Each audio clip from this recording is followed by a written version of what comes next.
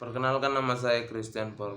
Saya dari kelas 11 IPS 1 dan saya akan menjelaskan tentang perbedaan dan kesetaraan sosial.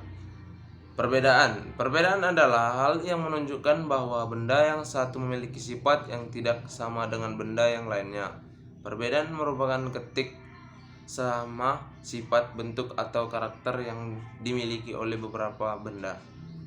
Perbedaan adalah keseniscayaan dalam masyarakat. Sebagai sesuatu struktur yang bersifat interaksi atau menyilang, keanggotaan masyarakat terdiri atas individu-individu yang memiliki banyak perbedaan.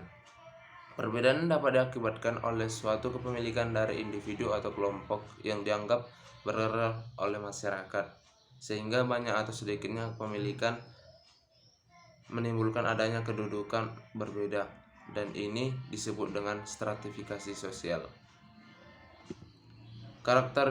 Karakteristik stratifikasi sosial yaitu: yang pertama, adanya perbedaan dalam kemampuan; yang kedua, adanya perbedaan gaya hidup; dan yang ketiga, adanya perbedaan hak dan akses dalam manfaatkan sumber daya. Beberapa dasar tersebut diantaranya adalah sebagai berikut. Yang pertama, dasar kekayaan. Barang siapa yang mempunyai kekayaan paling banyak, maka orang tersebut akan masuk ke dalam lapisan atas.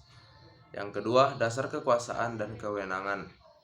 Barang siapa yang memiliki atau mempunyai kekuasaan atau yang memiliki wewenang terbesar akan masuk ke dalam lapisan atas. Yang ketiga, dasar kehormatan.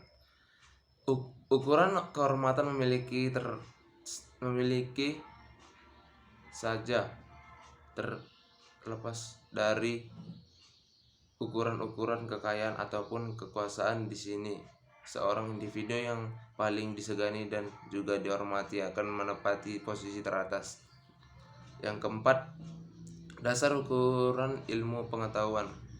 Ukuran ilmu pengetahuan digunakan oleh masyarakat yang menghargai akan ilmu pengetahuan tersebut. Yang kelima, dasar keturunan.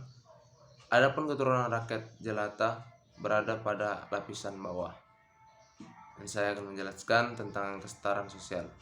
Kesetaraan dalam sosiologi adalah suatu tata politik sosial di mana masing-masing orang memiliki status yang sama.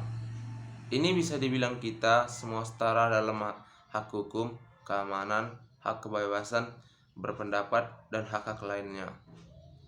Kesimpulannya adalah kesetaraan melihat manusia sebagai orang yang memiliki derajat yang sama dan tidak terpengaruhi oleh status seseorang seperti ras dan suku seseorang, atau juga kekayaan seseorang yang besarnya kekuasaannya yang dimiliki oleh suatu individu.